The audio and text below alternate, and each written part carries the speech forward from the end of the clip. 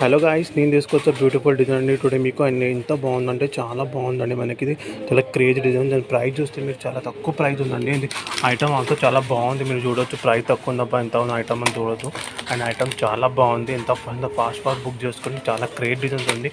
Only 200 pieces వచ్చిన limited stock ఉంది చూడండి. ఫాస్ట్గా బుక్ చేసుకోండి. ఫినిషింగ్ ఆల్సో చాలా బాగుంది. మీరు చూస్తున్నారు కదా.